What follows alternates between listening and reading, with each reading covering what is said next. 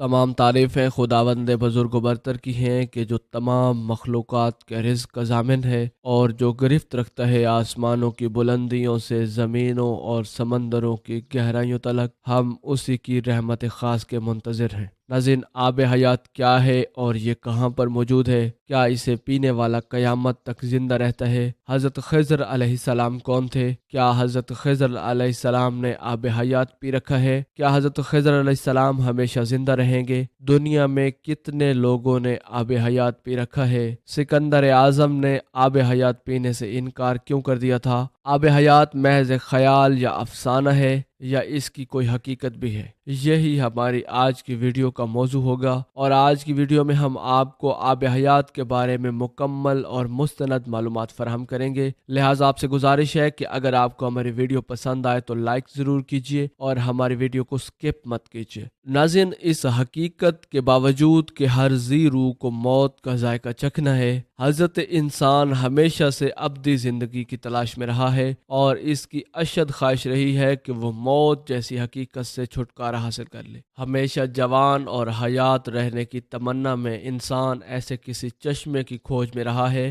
कि जिसका पानी पीकर अब्दी ज़िंदगी हासिल हो सके। नाज़रीन, बेशुमार किस्से, कहानियों और दास्तानों में इस चश्मा आब हयात का जिक्र मिलता है। आब हयात दरअसल फ़ारसी ज़ुबान का लफ्ज़ है जिसके मानी आब बका या आब दवाम या आब अमर के हैं। आब हयात से मुताल्लिक ये खासियत बयान की जाती है कि जो इसे पिएगा या इसमें गुस्ल करेगा उसे हयात दायमी या बकाए दवाम हासिल हो जाएगा। आब हयात का तसव्वुर बहुत कदीम है। नाज़रीन, इस्लाम से पहले भी फ़ारसी अदब की मुख्तलिफ दास्तानों में आब हयात का तज़किरा मिलता है। इस्लाम में आब हयात का जिक्र मौजूद है। नाज़रीन, इस दौर की दास्तानों में 3 अशख़ास का जिक्र किया गया है जो आब हयात या नहर हयात तक पहुँचे। उनमें हज़रत ख़िज़र अलैहिस्सलाम, हज़रत इलियास अलैहिस्सलाम और हज़रत ज़ुल्करनैन अलैहिस्सलाम शामिल हैं। नाज़रीन, दास्तानों के बयान के मुताबिक आब हयात हज़रत ख़िज़र अलैहिस्सलाम और हज़रत इलियास अलैहिस्सलाम को नसीब हुआ और यूँ वो हयात दायमी के हामिल हो गए। नाज़रीन, ये एक ऐसा मसला है जिसके बारे में ये तय करना भी बहुत मुश्किल है कि आया आब हयात को कोई वजूद था या नहीं और हज़रत ख़िज़र अलैहिस्सलाम का इससे क्या ताल्लुक़ है। इस ज़िमन में मुफस्सिरीन और मुहद्दिसीन मुख्तलिफ आरा रखते हैं। कुछ के मुताबिक ये रिवायात सही हैं कि हज़रत ख़िज़र अलैहिस्सलाम ने चश्मा आब हयात या नहर हयात से पानी पिया और वो हयात है, जबकि कुछ इससे इख्तलाफ रखते हैं। नाज़रीन, मशहूर मुअल्लिफ़ व मुहक्किक इब्न हजर अस्क़लानी ने इस पर एक तहकीक अज़्ज़ुहर नज़र फ़ी हाल ख़िज़र के नाम से तसनीफ़ की है, जिसका उर्दू तर्जुमा हयात ख़िज़र अलैहिस्सलाम के नाम से शाये हुआ है, जिसमें वो इससे गुरेज़ा है कि हज़रत ख़िज़र अलैहिस्सलाम हयात है। इब्न इसहाक़ के बयान के मुताबिक हज़रत ख़िज़र अलैहिस्सलाम को हज़रत आदम अलैहिस्सलाम ने अपनी तदफ़ीन और तूफ़ान नूह की खबर दी थी और वो कश्ती नूह में सवार थे। नाज़रीन, इस तरह तफ़सीर ख़ाज़न में इमाम अलाउद्दीन अली बिन मोहम्मद ने और शेख अबू अमरो बिन सलाह ने अपने फ़तावा में फ़रमाया है कि हज़रत ख़िज़र अलैहिस्सलाम और हज़रत इलियास अला नबीना अलैहिस्सलाम जमहूर उलमा व सालिहीन के नज़दीक ज़िंदा हैं और हर साल ज़माना हज में मिलते हैं, और ये कि हज़रत ख़िज़र अलैहिस्सलाम ने चश्मा आब हयात में गुस्ल फरमाया और उसका पानी भी पिया था। नाज़रीन, इस बहस को मंतकी इंजाम तक पहुँचाने के लिए कुरान करीम की सूरह काफ से रहनुमाई हासिल करने की कोशिश करते हैं। सूरह काफ की आयत नंबर 61 ta 66 में इरशाद हुआ, मूसा अलैहिस्सलाम को हुक्म हुआ कि हमारा एक बंदा है जो तुझसे भी ज्यादा आलिम है। मूसा अलैहिस्सलाम ने अर्ज की, परवरदिगार मैं उस तक कैसे पहुंचूं? हुक्म हुआ जहां 2 दरिया मिलते हैं। वहां साथ ही ये हुक्म भी मिला कि अपने साथ एक मछली ले ले, जहां वो मछली गुम हो जाए वहीं हमारा वो बंदा आपको मिलेगा। चुनांचे जब हजरत मूसा अला नबीना अलैहिस्सलाम मजमउल बहरैन यानी वो जगह जहां बहीर रूम और बहीर फारिस आपस में मिलते हैं, नहर हयात के नजदीक पहुंचे तो एक चट्टान के करीब कुछ देर आराम करने की घर से लेट गए। मछली आपके साथी यूशा बिन नून की जंबील में थी। पानी के कतरे जैसे ही इस पर पड़े वो बाहुक्म खुदा जिंदा होकर पानी में गोता जन हो गई और एक सुराख के जरिए बशक्ल सुरंग पानी में उतरती चली गई। जब हजरत मूसा अलैहिस्सलाम वहां से रवाना होकर कुछ दूर गए तो योशा बिन नून से पूछा कि मुझे भूख लगी है, वो मछली ले आओ। तब योशा ने कहा, वो मछली तो जहां हमने आराम किया था वहीं अजब अंदाज से गोता लगाकर पानी में गायब हो गई और आपको बताना मुझे शैतान ने भुला दिया। حضرت موسیٰ علیہ نبینا علیہ السلام نے کہا بس واپس چلو، اسی جگہ کی تو ہمیں تلاش تھی۔ جب آپ واپس لوٹے تو دیکھا کہ ایک بندہ خدا وہاں بیٹھا ہوا ہے۔ آپ علیہ السلام نے بعد السلام کہا کہ میں موسیٰ ہوں، بنی اسرائیل کا نبی۔ تفسیر ابن کثیر کی جلد سوم کے مطابق وہ خدا کا نیک بندہ حضرت خضر علیہ السلام تھے۔ ناظرین، اس کے بعد کی تفصیل عام ہے کہ آپ علیہ السلام نے حضرت خضر علیہ السلام کے ساتھ سفر کیا اور انہوں نے کہا کہ موسیٰ جو عمل میں کروں آپ سوال نہیں کریں گے۔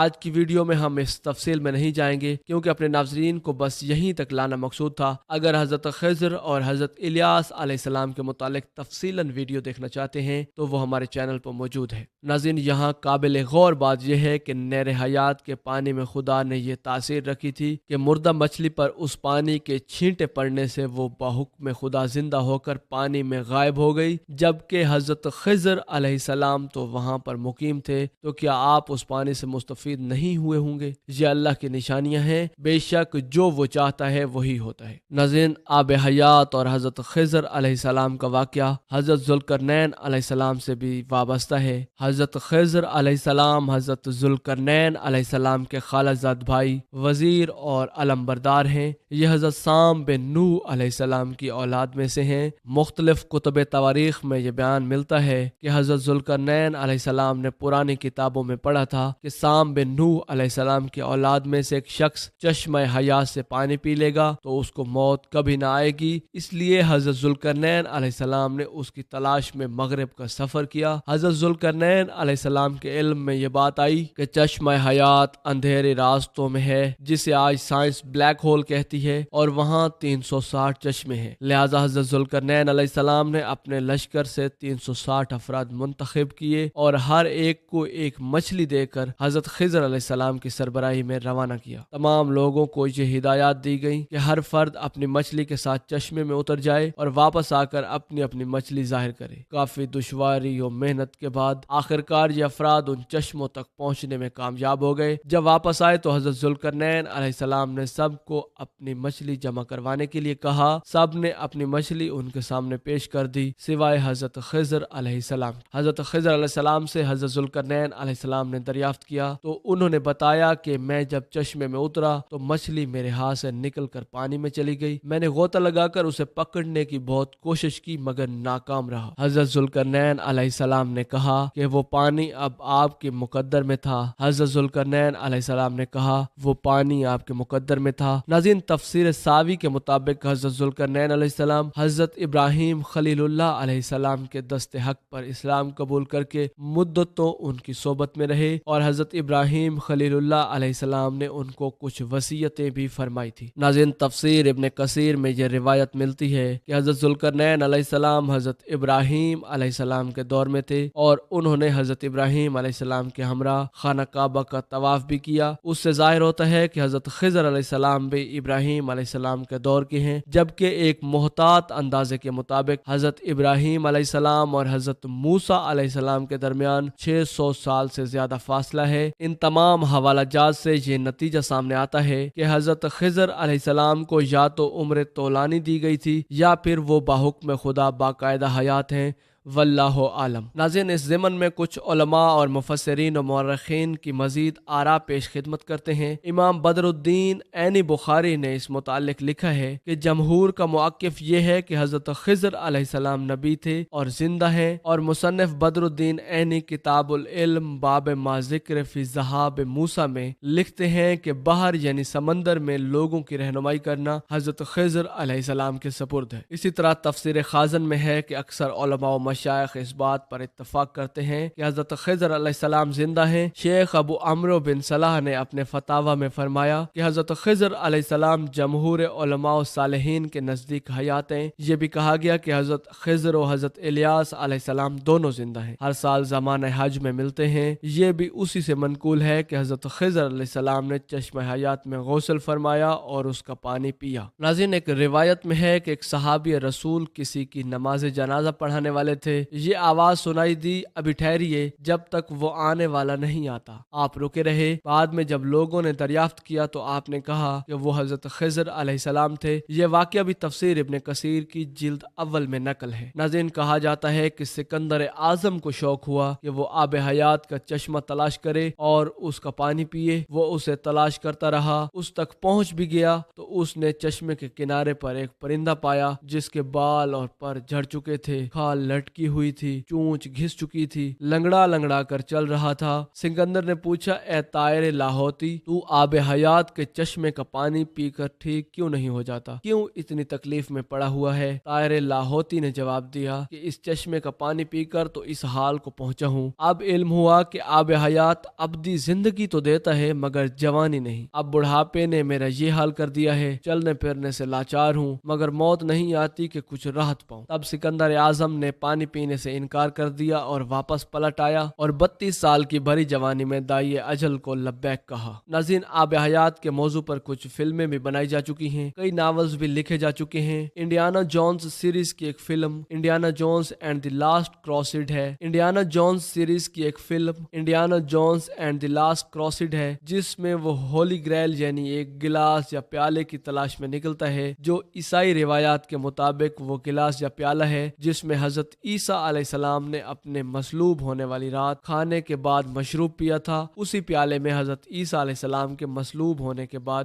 جوزف نے حضرت عیسیٰ علیہ السلام کا خون بھی جمع کیا. روایت ہے کہ اگر اس پیالے میں کوئی مشروب پی لیا جائے تو وہ آب حیات بن جاتا ہے, واللہ عالم. ناظرین, اس موضوع پر ایک ناول دی ایور لاسٹنگ بہت دلچسپ ہے اور اس پر وائٹ ڈزنی اسٹوڈیو میں ایک بہت خوبصورت فلم بھی بن چکی ہے. ناظرین, انسان نے تقریباً ساری دنیا کھنگال ڈالی, بے شمار خفیہ, گرد سرد اور مختلف نمکیات سے پر چشمے بھی مل گئے مگر جوانی کا چشمہ اور آب حیات نہ مل سکے. علم و تحقیق کے مطابق بڑھاپے یا عمر میں اضافے کا سلسلہ پیدائش کے دن ہی شروع ہو جاتا ہے. بچے کا بڑا ہو کر بالغ ہونا, پھر بڑھاپے میں قدم رکھنا, جس کے بعد اضافہ عمر کے سبب انسان کی کارکردگی گھٹنے لگتی ہے جو بالآخر موت پر ختم ہو جاتی ہے. ناظرین, آج پوری دنیا کے سائنسدان اور ڈاکٹرز موت کے خطرات کو کم کرنے کی دوڑ میں لگے ہیں. سب کی کوششیں ہیں کہ کسی طرح حضرت انسان کی عمر کو بڑھا کر موت جیسی حقیقت سے دور کیا جا سکے, مگر بحیثیت مسلمان ہمارا عقیدہ ہے اور قرآن مجید فرقان حمید کہتا ہے کہ ہر ذی روح کو موت کا ذائقہ چکھنا ہے. اصل چیز زندگی کی امنگ اور طبیعت کی جولانی ہے جس کے بغیر لمبی زندگی ایک عذاب بن جاتی ہے. ہماری تو یہی کوشش ہونی چاہیے کہ دنیا میں ایسے اعمال سر انجام دیے جائیں کہ پھر اللہ رب العزت کے وعدے کے مطابق ایک پر لطف حیات دائمی ہمارا مقدر بن جائے. ناظرین, اسی امید کے ساتھ اجازت دیجیے کہ آپ کو ہماری ویڈیو پسند آئی ہوگی. ملتے ہیں بہت جلد ایک نئی دلچسپ اور علم سے بھرپور ویڈیو میں. تب تک کے لیے اللہ نگہبان. تمام تعریفیں خداوند متعال کی ہیں کہ جو ہمارے رزق کا ضامن ہے اور جو گرفت رکھتا ہے آسمانوں کی بلندیوں سے زمینوں اور سمندروں کی گہرائیوں تلک. ہم اسی کی رحمت خاص کے منتظر ہیں. ناظرین, قصص الانبیاء کے سلسلے میں شروع کرتے ہیں حضرت زکریا اور حضرت یحییٰ علیہ السلام کے واقعات. دن گزرتے گئے, حضرت ابراہیم اور حضرت یعقوب علیہ السلام کی نسل سے کچھ نیک لوگ پیدا ہوئے. ان کو آل عمران کے نام سے یاد کیا جاتا ہے. اللہ سبحانہ و تعالیٰ سورہ آل عمران میں فرماتے ہیں, اللہ نے آدم اور نوح اور خاندان ابراہیم اور خاندان عمران کو تمام جہان کے لوگوں میں سے منتخب فرمایا تھا. ان میں سے بعض کی اولاد تھے اور اللہ سننے والا ہے اور جاننے والا. بے شک اللہ سبحانہ و تعالیٰ نے تمام جہان کے لوگوں میں سے آدم کو اور نوح کو اور ابراہیم کے خاندان کو اور عمران کے خاندان کو چن لیا. یہ سب آپس میں ایک دوسرے کی نسل سے ہیں اور اللہ سنتا جانتا ہے. جس عمران کا ذکر قرآن مجید نے کیا یہ حضرت داؤد علیہ نبینا علیہ السلام کی اولاد سے ہیں. حضرت زکریا علیہ السلام کی بیوی حضرت یحییٰ علیہ السلام کی والدہ عیشا اور حضرت مریم علیہ السلام کی والدہ حنا دونوں حقیقی بہنیں تھیں اور حضرت زکریا علیہ السلام رشتے میں حضرت مریم علیہ السلام کے خالو تھے. اس طرح حضرت یحییٰ علیہ السلام اور حضرت مریم علیہ السلام آپس میں خالہ زاد ہیں. اللہ سبحانہ و تعالیٰ نے اس دور کے کئی واقعات کی طرف اشارہ کیا ہے. سب سے پہلا تذکرہ حضرت مریم علیہ السلام کی پیدائش کا ہوا. حضرت زکریا بن دان حضرت سلیمان علیہ السلام کی اولاد میں سے تھے. دمشق میں زندگی گزار رہے تھے. عمر 100 سال سے زیادہ ہو چکی تھی۔ اس قصے کی ابتدا قرآن مجید فرقان حمید نے عمران کی بیوی سے کی ہے۔ وہ حضرت مریم علیہ السلام کی ماں اور حضرت عیسیٰ ابن مریم علیہ السلام کی نانی ہیں۔ ناظرین، بخاری، مسلم، ترمذی اور نسائی کی حدیث ہے، حضور نبی الرحمت صلی اللہ علیہ وآلہ وسلم نے فرمایا، اپنے زمانے میں مریم علیہ السلام سب سے افضل عورت تھیں اور اس امت میں خدیجہ رضی اللہ تعالی عنہا سب سے افضل عورت ہیں۔ بہت سی احادیث میں 4 عورتوں کی فضیلت آئی ہے۔ نبی کریم رؤوف الرحیم صلی اللہ علیہ وآلہ وسلم نے فرمایا، سارے جہان کی عورتوں میں سے 4 عورتیں افضل ہیں: مریم بنت عمران، فرعون کی بیوی آسیہ بنت مزاحم، خدیجہ بنت خویلد اور فاطمہ بنت محمد سلام اللہ علیہ اجمعین۔ بس ثابت ہوا کہ حضرت مریم علیہ السلام کو اللہ سبحانہ وتعالی نے بہت فضیلت عطا فرمائی تھی۔ ناظرین، حضرت زکریا علیہ السلام نے ان کی فضیلت دیکھی تو ان کے دل میں بھی خواہش پیدا ہوئی کہ ان کی اولاد ہو۔ وہ اس وقت تک بے اولاد تھے، عمر 100 سال سے زائد تھی، ان کی بیوی 90 سال کی تھی۔ اولاد کی شدید تمنا کے باعث انہوں نے اللہ سے دعا مانگی۔ سورہ مریم میں اللہ سبحانہ وتعالی فرماتے ہیں، یہ ہے تیرے پروردگار کی اس مہربانی کا ذکر جو اس نے اپنے بندے زکریا پر کی تھی جب اس نے اپنے رب سے چپ کے دعا کی تھی، اے میرے پروردگار، میری ہڈیاں کمزور ہو گئی ہیں، سر بڑھاپے کی وجہ سے بھڑک اٹھا ہے، لیکن میں کبھی بھی تجھ سے دعا کر کے محروم نہیں رہا۔ مجھے اپنے مرنے کے بعد اپنے قرابت والوں کا ڈر ہے، میری بیوی بھی بانجھ ہے، بس تو مجھے اپنے پاس سے وارث عطا فرما جو میرا بھی وارث ہو اور یعقوب کے خاندان کا بھی جانشین ہو، اور میرے رب تو اسے مقبول بندہ بنا لے۔ حضرت زکریا علیہ السلام اپنے دور میں اکیلے ہی نبی تھے، ان کے ورثاء اور رشتہ داروں میں کوئی قابل آدمی نہیں تھا، اس لیے انہوں نے یہ دعا فرمائی۔ سورہ انبیاء میں اللہ سبحانہ وتعالی فرماتے ہیں، ہم نے اس کی دعا قبول فرما کر اسے یحییٰ عطا فرمایا اور ان کی بیوی کو ان کے لیے درست کر دیا، مطلب یہ کہ ان کا بانجھ پن بالکل دور کر دیا۔ پھر اللہ نے انہیں خوشخبری سنائی، اے زکریا، ہم تجھے ایک بچے کی خوشخبری دیتے ہیں جس کا نام یحییٰ ہے، ہم نے اس سے پہلے یہ نام کسی کو نہیں دیا۔ حضرت زکریا علیہ السلام یہ سن کر خوش بھی ہوئے اور حیران بھی، کہنے لگے، اے میرے پروردگار، میرے ہاں لڑکا کیسے ہوگا؟ میری بیوی بانجھ اور میں خود بڑھاپے کی انتہا کو پہنچ چکا ہوں۔ اللہ نے جواب میں ارشاد فرمایا کہ وعدہ اسی طرح سے ہو چکا ہے، میرے رب نے فرما دیا ہے کہ یہ مجھ پر بالکل آسان ہے اور میں اس سے پہلے تجھے بھی پیدا کر چکا ہوں، حالانکہ تو کچھ بھی نہ تھا۔ اس پر حضرت زکریا علیہ السلام عرض کرنے لگے، اے میرے پروردگار، میرے لیے کوئی علامت مقرر فرما دے، یعنی حضرت زکریا علیہ السلام نے عرض کی کہ میرے رب کی کوئی نشانی مقرر فرما دیجئے، میرے ہاں بچہ پیدا ہونے والا ہے جس سے میں سمجھ جاؤں کہ یہ بچہ بنی اسرائیل پر ظاہر ہوگا، تاکہ بنی اسرائیل کو بھی اس کی فضیلت اور اہمیت کا علم ہو جائے۔ اب خداوند بزرگ و برتر نے فرمایا کہ تیرے لیے علامت یہ ہے کہ تو بھلا ہونے کے باوجود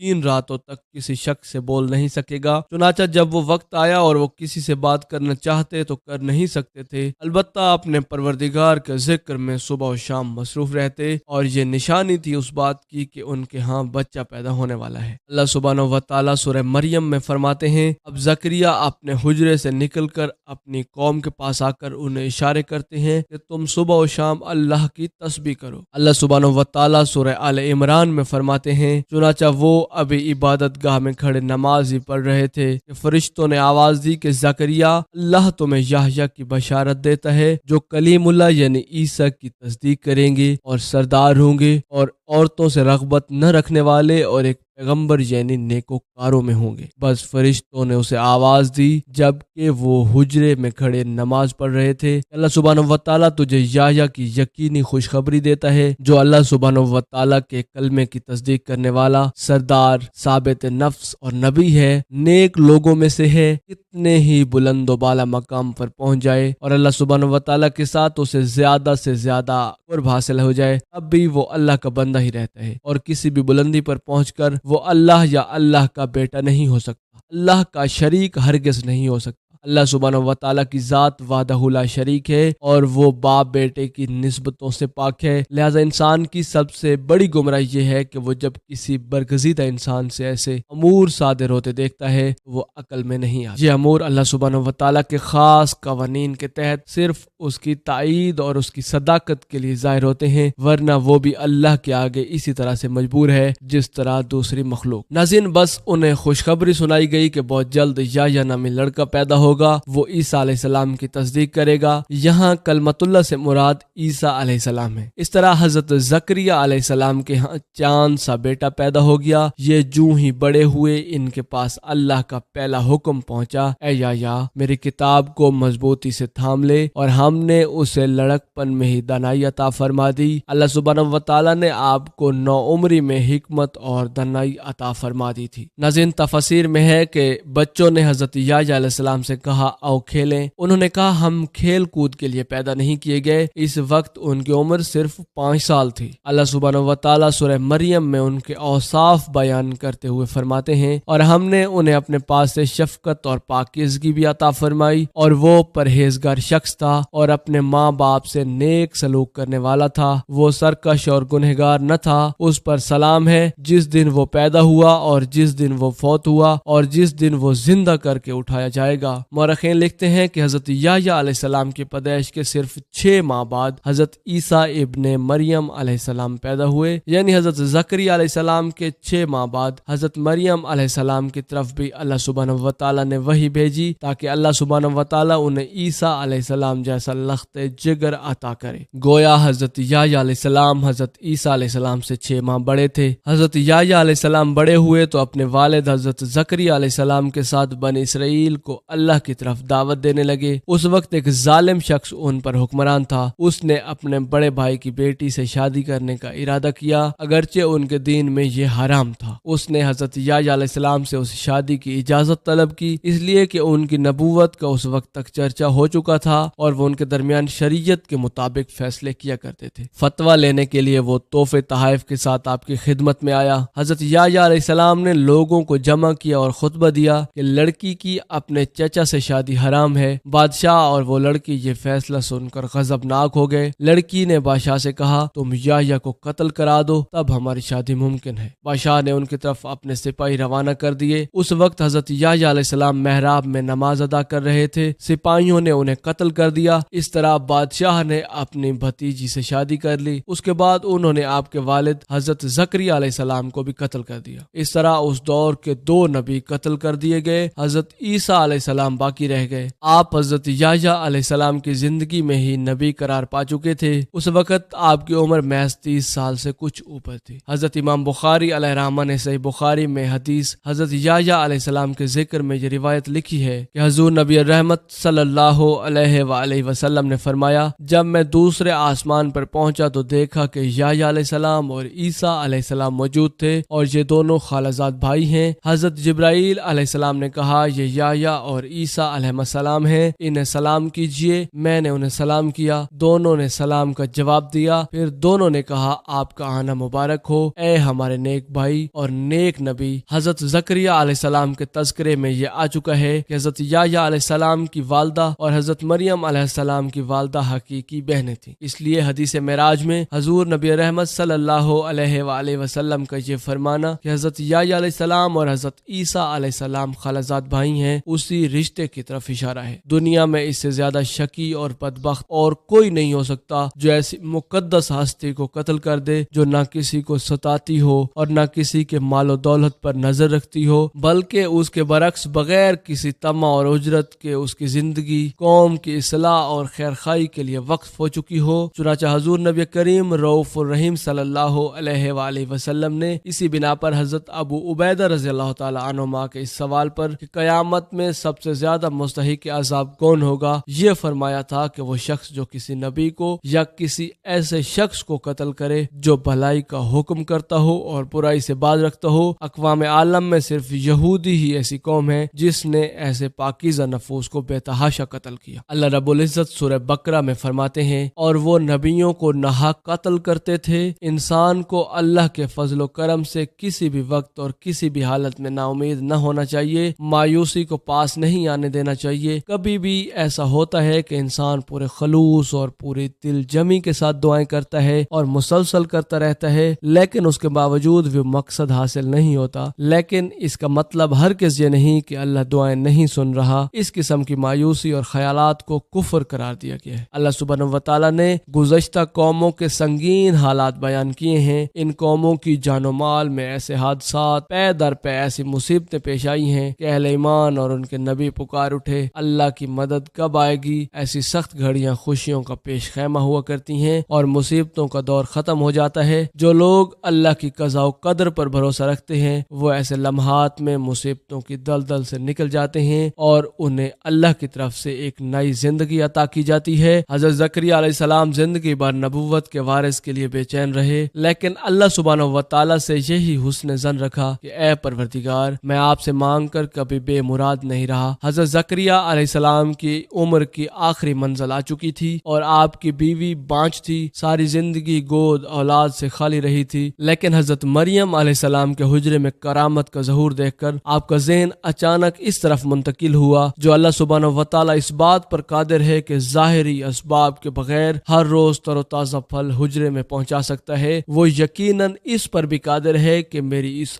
آخری عمر میں مجھے اولاد کی نعمت عطا کر دے۔ ناظرین، حقیقت یہ ہے کہ دعا کرنے والے کی نظر اس عالم اسباب میں بھی اسباب اور وسائل سے کہیں زیادہ مسبب الاسباب پر ہو تو وہ قبولیت کا دروازہ فوراً کھول دیتا ہے۔ حضرت زکریا علیہ السلام کو دوسرے ہی لمحے ایک عظیم فرزند کی بشارت دی گئی۔ اولاد کی خواہش ایک فطری خواہش ہے اور یہ خواہش زہد کے خلاف بھی قطعاً نہیں ہے۔ قرآن کریم فرقان حمید نے انبیاء کی زبان سے اس قسم کی دعائیں اور پکار ذکر کر کے یہ حقیقت واضح کر دی ہے کہ انبیاء اور رسول جو زہد اور قناعت کے مینار ہوتے ہیں ازدواجی زندگی سے بری نہیں ہے۔ اسلام میں اولاد کی خواہش کو فطری خواہش قرار دیا گیا ہے، تاہم یہ نقطہ بھی ذہن میں رکھنا چاہیے کہ حضرت زکریا علیہ السلام صرف اولاد ہی نہیں چاہتے تھے، صالح اولاد چاہتے تھے تاکہ وہ ان کے بعد دعوت کا کام جاری رکھ سکیں۔ اس لیے آپ نے اپنی دعاؤں کو پاکیزہ اور نیک اولاد کے الفاظ کے ساتھ خاص کیا۔ سورہ آل عمران میں اسی جگہ حضرت زکریا علیہ السلام نے اپنے پروردگار سے دعا کی، اے پروردگار مجھے اپنے پاس سے پاکیزہ اولاد عطا فرما، بے شک تو دعا کا سننے والا ہے۔ ناظرین، یہ تھی ہماری آج کی ویڈیو۔ اس امید کے ساتھ اجازت چاہیں گے کہ آپ کو ہماری ویڈیو پسند آئی ہوگی۔ ملتے ہیں بہت جلد ایک نئی دلچسپ اور علم سے بھرپور ویڈیو میں، تب تک کے لیے اللہ نگہبان۔